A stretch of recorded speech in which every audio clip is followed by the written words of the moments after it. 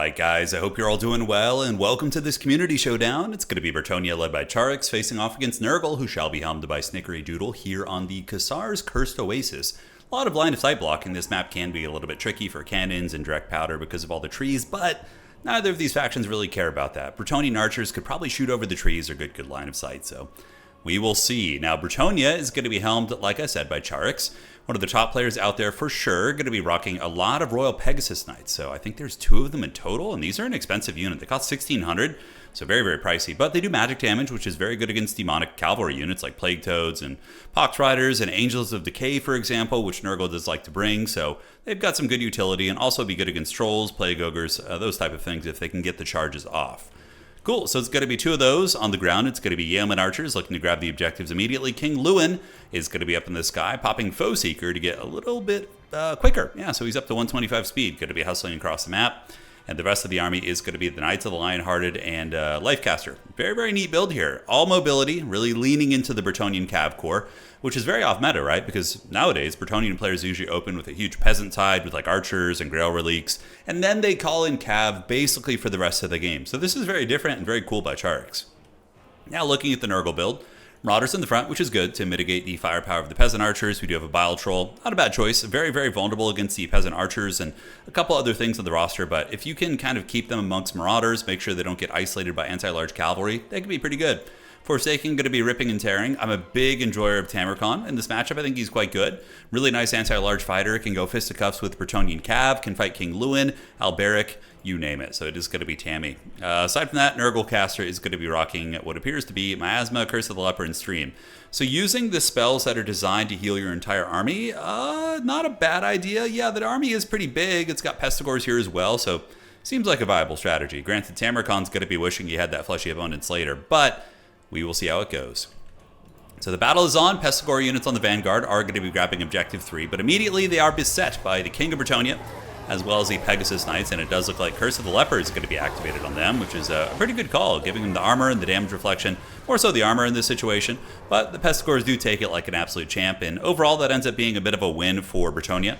They got a Pestigor unit down to about half life, they took no real damage, and they baited out a spell, which, you know, is cool if his opponent had stayed in combat, but with good micro Charix is able to pull back and avoid the dreaded damage reflection.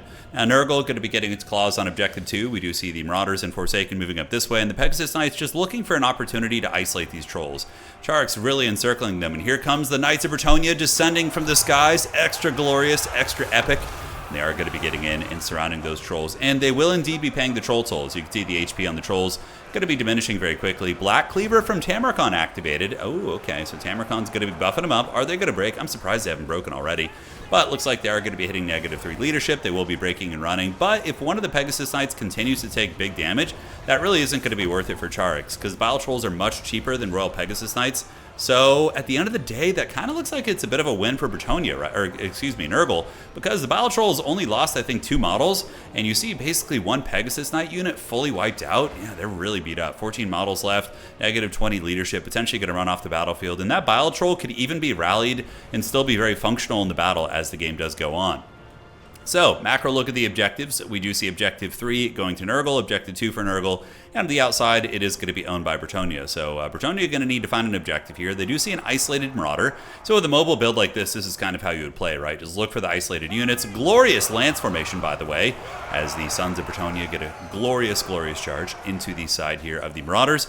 Big damage on the Marauders, and they would certainly lose to those Knights of the Lionhearted pretty quickly here, especially if there's more Knights coming in. And we're going to be making a disgusting, rancid Nurgle sandwich. So these big old Cav, these are the Questing Knight RORs. Still good against infantry despite being anti-large. They get a big surround there, and we do see the Marauders of Nurgle getting taken to Pound Town pretty damn badly. So looking around, middle objective is in the process of flipping, but Nurgle infantry are going to be heading back that way to make sure it doesn't flip, and they can maintain their double cap. Currently, as it stands, Nurgle is up on points, and we do see Tammy chasing down the Damsel of Life with the Nurgle Sorcerer. King Lewin not really engaged in combat yet. 1 Pegasus Knight unit, the one that was very damaged, did come back, and the other one is still kind of healthy. But now we see the dreaded Plague Ogres. A very nice choice, especially if Bretonnia isn't going to be bringing in Peasant Archers. These guys are going to be very good. They'll trade incredibly well into most of the Bretonnian cavalry and large threats. Although over here, we do see that the Sorcerer, the one that was chasing the damsel, who was feigning distress, does end up getting surrounded by the companions of Quenelles. Now, these guys are elite anti-large fighters, and they're going to be fighting shoulder to shoulder with the King of Bretonnia. So he turns around, gets a big clawing attack right there. But Tamarkon is nearby with Pestigor, so both sides going to be taking some damage here, as the Nurgle Sorcerer does cast a Stream of Corruption. Look at the Flesh to Stone. Pretty cool, giving the 60% Fizz Res to the companions. I really, really like that. And honestly, getting a pick on the Nurgle Sorcerer here is going to be a huge play for Bretonnia. Looking at value, it's pretty damn close. Both sides do have a little bit of healing via Lewin's passive healing, as well as the Nurgle Sorcerer's healing, and the Damsel, of course, providing Earthbloods. Honestly, in this case, Bretonnia might have a little bit more healing, but we do see the Chaos Sorcerer getting hammered, and the Pestigors getting taken to Pound Town there. The companions of Quenelles using the Forbidden Lance formation, which is very, very fun. Looks like they're going to be trying to retreat out of that position with the Knights of the Lion-Hearted. And just basically a Bretonnian Wrecking Ball, just kind of moving around the battlefield with King Lewin, the Knights of the Lion-Hearted, these elite cavalry units, and getting kills where they can, trampling over the Marauders and doing it for the lady. But Nurgle has been able to endure. That is exactly what they do. On the outside objective, we have Pestigors guarding this. And honestly, this is actually really good for Nurgle, the fact that there's trees here, because cavalry struggle in trees, so you can kind of camp your infantry in the tree line and make sure they don't get punished by heavy charges. So a little bit of a favor there, actually, for Nurgle on this map. So Nurgle has kind of, sat down on these two objectives, setting an objective 3 and objective 2. Charax is going to have to get clever and find a way here to get one of the points back, and now he's calling in Peasant Archers with Fire Arrows. So 1 is Fire Arrows and 2 is Fire Arrows. Very good against Nurgle to mitigate healing, in case they have like a big monster or Fecundity, Overcasted Fleshy Abundance. Having the Fire Arrows is extremely worth it. So they're going to start shooting in. We do see the Royal Pegasus Knights looking for an opportunity to charge.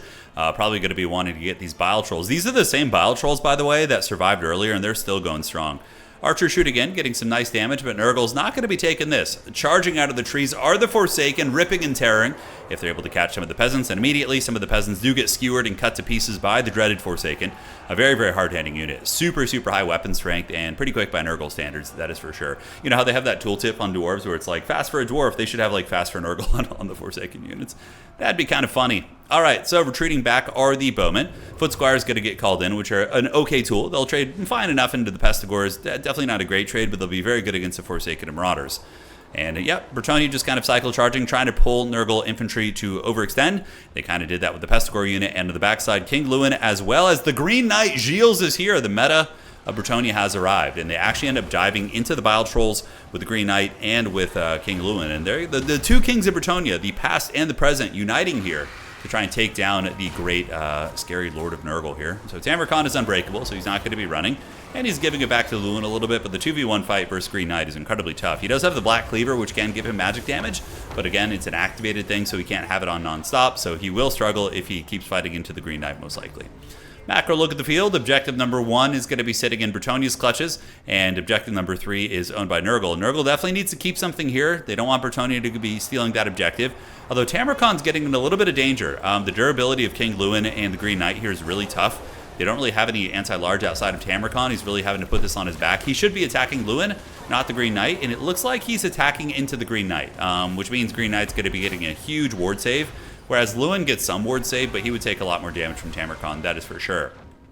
On the outside, yep, objectives are status quo over here. Bretonnia making an attempt on objective 3, and honestly, they could call in their questing knights right here with these foot squires you guys see on the screen and move over towards objective 3 and potentially steal that. Nothing really crazy going on out here. There are some plague ogres. Tammy's still going hard. Okay, now the Black Cleaver is active, and you can see the damage really starting to kick in against Green Knight, because with the magic damage, it takes away the 55% ward save that the Green Knight does have, or physical resist. And, oh man, is Gilles going to get his butt kicked by Tamarkon? Okay, it kind of looks like it. Tammy's got that big axe, and the Nurgle Sorcerer are going to be coming in, and down goes the Green Knight. That is not something you see often, but Tamarkon's resilience, the Black Cleaver, able to get it done. But again, he's really close to dying. I mean, he only has 1900 HP. Nurgle doesn't really have a ton of healing here outside of spell spam, which heals a little bit, but nothing big. So Tamarkon's still in a position where he could get hammered and have a relatively bad time. So objective number 1 owned by Bretonnia still. On the outside, it does look like Bretonnia pulled their Foot Squires over here against the Pestigors. And I think that the Foot Squires... Ooh, I actually don't know who wins that. That's an interesting fight. If the Damsel gets involved and casts like a single healing spell, then the Foot Squires should be able to win that. Also, the Pestigors, did they get the charge off? That's a question. They have a huge charge bonus. Foot Squires not so much. Middle point still owned by Nurgle. They're really, really holding onto that one. Tamrakhan getting brought down about 800 HP. We did see King Lewin move in, get a big charge right there, and was able to take him to Pound Town. Now, up in the sky, interesting duel. Angels of Decay called in for Nurgle, but they're immediately intercepted by a unit that's theoretically a hard counter to them. The Royal Pegasus Knights. Now, the Pegasus Knights, of course, were literally at like 15% HP when this fight started, but you can see how good they're doing considering the circumstances. If this had been a full health unit of Royal Pegasus Knights, would have been game blouses real quick for these guys. But Miasma Pestilence from the Nurgle Sorcerer going to be debuffing the Royal Pegasus Knights, giving the Angels of Decay a little bit of breathing room. But the problem for the Angels is, like, Bretonnia is kind of an Air Force faction. They usually have a good Air Force or can bring a good Air Force. So bringing the Angels of Decay, unless you really contest the skies with Nurgle by using a bunch of drones, which isn't really optimal at all, is risky. And in this situation, Angels of Decay are going to get hunted by King Lewin. He's popping the Foe Seeker. That's a really good usage, by the way. A lot of people don't utilize Foe Seeker, but it's really good. It replenishes Vigor, so it's a big stat line buff for your units in the late game. Bretonnia was able to overwhelm the outside objective. We do see the Foot Squires and the Questing Knights were able to dominate the Nurglite forces out there. On the outside here, it does look like Popka Nurgle's going to be trying to steal that with some Pestigores, but it's going to take some time. And Angels of Decay up in the sky trying to fight Lewin. But overall, that was a big, big loss for Nurgle. I mean, they took a big hammering. The Angels are getting chased. Although a good bait. Nurgle actually does bait King Lewin onto the ground with the Bile Trolls and the Sorcerer, and is going to be able to finish off those Pegasus Knights because Tamrakhan is down here with his big old beating stick, able to chase those guys back. And here we do see Questing Knights coming in to try and salvage the situation with more Questing Knights. So big charge on the way in. The Bretonnian Knights going to be doing glorious battle here with the old Bile Trolls. Bile Trolls will be heavily favored in this fight, for sure. But, you know, enough Questing Knights and a very, very beat-up Bile Troll unit could still falter. Black Cleaver from Tamrakhan is so good. I love it. You know, direct damage spells are usually the meta, but when these type of abilities are actually good, I love to see it. It's fun. Knights of Lionhearted getting a great charge. Magic damage, anti-large, hard counter against Angels of Decay, which are going to be crumbling. Tamrakhan here, very, very close to dying. But remember, if Tamrakhan gets beat up, he is going to be proccing the Curse of the Maggot Lord, and then he's going to be doing a ton of damage against King Lewin. So it is going to be proccing here in a moment. Yeah, that's the Nurgle passive. I'm looking for it. Yeah, there's it going to go. I think he has to be brought to 0 health, and then it heals him, and then it procs. Usually what happens. So we're going to be watching closely for this. See what kind of damage it does. Yep, there it is. So Lewin's HP tanking pretty hard. That's 200 damage, 300 damage, about 500 in total, 700-ish damage. It did get nerfed, that ability, a couple patches ago, but still very good. I mean, Lewin took a lot of damage, and it heals Tamrakhan, right? So sign me up. That is pretty damn good. Outside objective still being held by Bretonnia, and Bretonnia is going to be holding on to the outside objective here as well, using their Yeoman to charge down the Forsaken, or just shoot them with the arrows. Should be able to get the job done. Now, do we see a freaking Noxbringer being called in at this point in the game? Okay, the only reason I can see Noxbringer being called in at this point in the game is because he just doesn't have a lot to call in, or maybe the other things. I don't know. This is like a weird call-in, because it's not going to be that impactful against King Lewin and the Pegasus Knights on the battlefield. Pegasus Knights will absolutely dominate this thing in combat. I mean, it is going to be occupying some Questing Knights, but that's an expensive unit. Noxbringer is like, what, 2,000-ish gold, give or take? Whereas if Nurgle just called out like 3 Pestigores or some Marauder Great Weapons to move towards Objective 3, that's a massive piece of pressure here. But we'll see. Noxbringer's in the back, going to be duking it out with the Questing Knights. And over on Objective number 3 here, we do see the Royal Pegasus Knights flying overhead. What are they going to be doing? Not really any targets for them except the Noxbringer in the back. On the outside here, it does look like the Damsel will be able to fend off those Marauders and stabilize that objective. And here, the Forsaken do get, you know, kited and shot to pieces by the Bounty Yeoman. So the Giga Chad Skirmishers of Bretonnia able to rout these mutants and send them back running into the deserts. So farewell, sweet Forsaken. You will be missed by Nurgle, not so much by Bretonnia. And here, King Lewin up in the sky. Going to be trying to run some interference, because Charix knows at this point he wins the game if he just sits on 2 objectives. Nurgle is the one who's going to need to get another point, because as it currently stands, Bretonnia would win on the 2 objectives and would be able to beat out Nurgle, despite the fact Nurgle has a lot of points. So Lewin diving onto the Plague Ogres, just doing a little bit of cycle charging here, and we do see the Pestigore being called in, and now that's a big win. We're going to be seeing the Plague Ogres get absolutely alpha struck. Love that timing by Charix, getting the Knights of the Realm as well as the Pegasus Knights and King Lewin as the bait. Dude, just folding up a 1,400 gold unit like in a matter of seconds. Those little things are how you win games. That is a huge play right there, and gives Bretonnia a bit of a value lead. The Noxbringer obviously defeating these Questing Knights, but the Noxbringer's utility is killing Peasant Bowmen on Bretonnia, draining their ammo in the early game. I don't recommend ever calling in like a thing like Noxbringer in the late game. I mean, there maybe are very niche circumstances, but if it's like all you have and all your other units are on the field, you don't have anything to call in, that makes sense. But otherwise, risky business. Pestigor's charging into the Foot Squires, and absolute beast mode Tamarcon still going. Snickerdoodle has been doing an excellent job with Tamarcon this game. Really, really liking their play. Always cool to see another champion of Nurgle out here.